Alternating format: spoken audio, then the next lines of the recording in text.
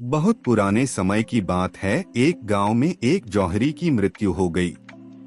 उसके परिवार में पत्नी और उनका एक बेटा था।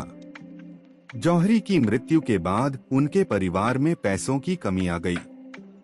एक दिन जौहरी की पत्नी ने अपने बेटे को हीरों का हार दिया और कहा कि इसे अपने अंकल की दुकान पर बेच आओ। इससे जो पैसा मिलेगा वह हमारे इस बुरे समय में काम आएगा। लड़का हार लेकर अपने अंकल की दुकान पर पहुंच गया।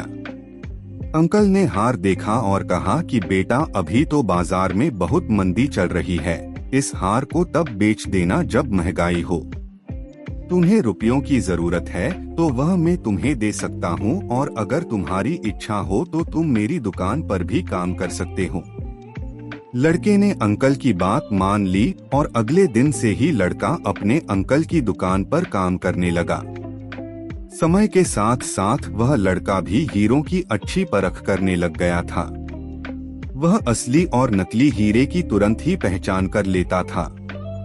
एक दिन उसके अंकल ने कहा कि अभी बाजार बहुत अच्छा चल रहा है, अगर तुम चाहो तो अपना हीरों का हार बेच सकते हो। लड़का अपनी माँ से हार लेकर दुकान आ गया और अंकल को दे दिया।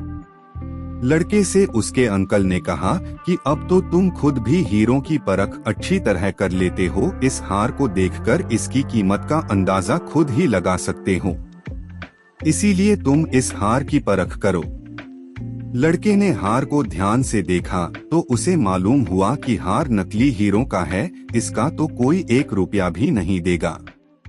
लड़के ने पूरी बात अंकल को बताई तो उन्होंने कहा कि मैं तो पहले से ही जानता था कि यह हार नकली हीरों का है, लेकिन अगर मैं उस दिन तुम्हें ये बात बताता तो तुम मुझे ही गलत समझते। तुम्हें यही लगता कि मैं ये हार तुमसे हथियाने की फिराक में हूँ, इसीलिए इसे नकली बता रहा हूँ। तुम्हें उस समय हीरों की कोई जानकारी नहीं थी। बुरे समय में मनुष्य का विवेक साथ नहीं देने की वजह से वह अक्सर लोगों को गलत समझ लेता है। उस वक्त मैं यह बात तुम्हें बता देता तो तुम कोई गलत निर्णय ले लेते। इससे हमारे रिश्ते भी खराब होने का चांस हो सकता था। इसीलिए मनुष्य को विपत्ति के समय में धैर्य से काम लेना चाहिए।